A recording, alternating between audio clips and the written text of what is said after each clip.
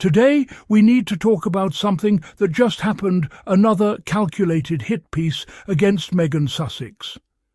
This time, the tabloids are using Meredith Mayne's completely normal career move as their excuse. If you've been following the Sussexes for any length of time, you already recognize this playbook. Someone leaves their job on good terms, with professional statements all around, and suddenly the tabloids are screaming about chaos, instability, and dysfunction. But this latest attack from The Sun is particularly insidious because it recycles debunked allegations and presents them as if they're somehow relevant to a routine staffing change. So let's break down exactly what happened, how the media twisted it, and why this matters in the bigger picture of how Meghan continues to be targeted. First, let's establish the actual facts, the ones buried beneath the sensational headlines. Meredith Mayne's worked with Archewell and the Sussexes for about a year, and she's now moving on to a new opportunity in 2026. Her own statement was entirely professional and warm. She expressed deep gratitude and respect for Harry and Meghan, praised the work they're doing, and described her time with them as inspiring. The Archewell team's response was equally gracious. They thanked Maynes for her contributions and wished her well in her next chapter. This is textbook professional communication, the kind you see when people part ways amicably and with mutual respect. This should have been a non-story. People change jobs. Publicists move on. Communications professionals build careers by working with different clients. This is completely normal in the industry, but The Sun had other plans. Instead of reporting this as a straightforward career transition, they immediately framed Mayne's departure as evidence of organisational collapse.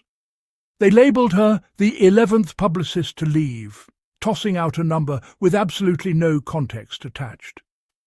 Think about that for a moment. They didn't explain how long each person worked there, what their actual roles were, or whether they left for better opportunities, promotions, or personal reasons. They simply threw out a number designed to make readers assume chaos. And here's where it gets truly manipulative. They took this ordinary job change and used it as an excuse to drag up the old, unsubstantiated bullying allegations from 2018, allegations that were never proven and came from an internal palace investigation whose findings were never published. The Sun conflated everything: Archewell operations, personal communications, and UK charity work, merging it all into one sweeping narrative of dysfunction. That isn't journalism. That's character assassination masquerading as reporting.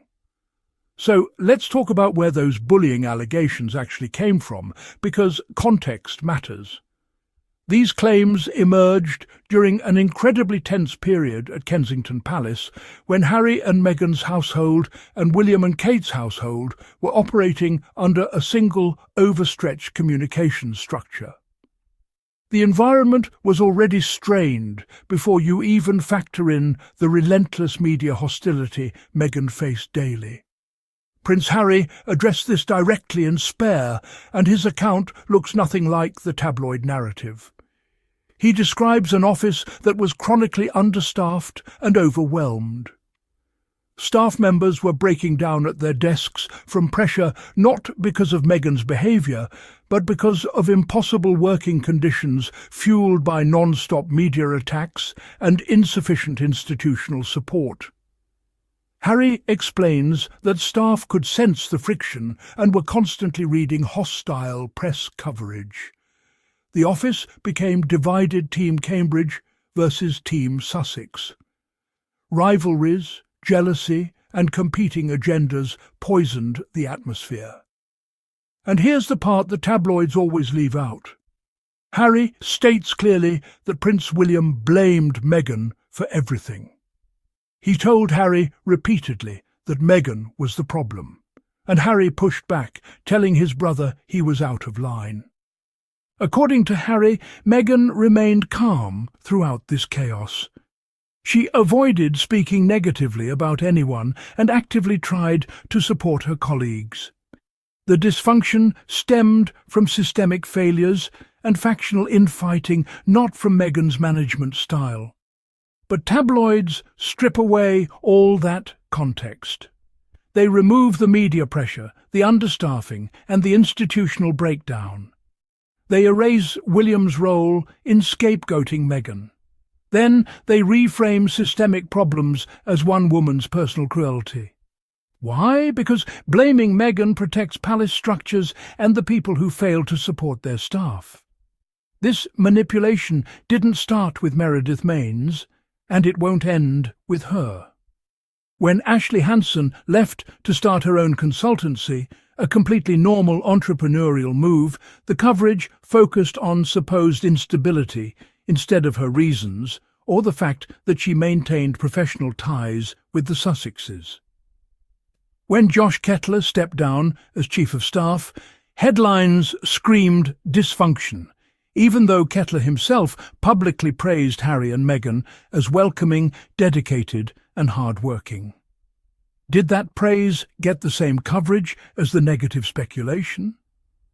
Of course not. Catherine Saint-Laurent, their former Chief of Staff, has described her work with the couple as meaningful and remains close to them. Ben Browning, who worked on the Netflix series, spoke positively about the Archwell environment and confirmed an ongoing friendship with Harry and Meghan. These testimonials from people who actually worked with them rarely get the same attention as anonymous palace briefings. Every departure follows the same formula. A neutral or positive exit happens. The media strips away context. Old allegations resurface without new evidence. The individual's real experience is sidelined to preserve a predetermined narrative. This isn't journalism testing facts. It's narrative maintenance through repetition and selective omission. So why does this keep happening? Because the bullying narrative is useful. It shifts responsibility away from institutional failures and places it squarely on the woman who dared to challenge those institutions. These allegations don't require proof-only repetition. Say something often enough, and people begin to assume there must be truth to it. Prince Harry has put his account on the record. He described an underfunded office, a hostile media environment, and senior palace aides who failed to act. Those facts haven't changed. What keeps changing is how willing parts of the media are to obscure them. The Sun's coverage of Meredith Mains' departure wasn't about news. It was about reviving an accusation first planted by palace sources and never publicly substantiated.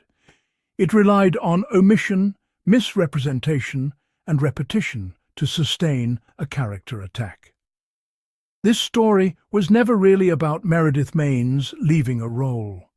It was about protecting palace systems while continuing to vilify the woman who exposed their dysfunction.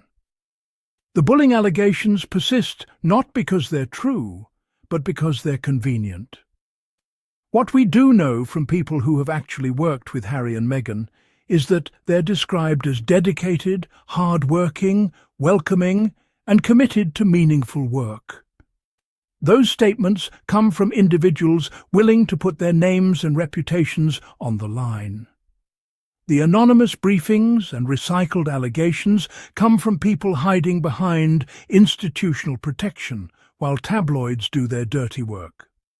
We need to call this out every single time it happens. Because as long as these tactics go unchallenged, they'll keep being used. If you found this breakdown helpful, please hit subscribe and turn on notifications so you don't miss future videos.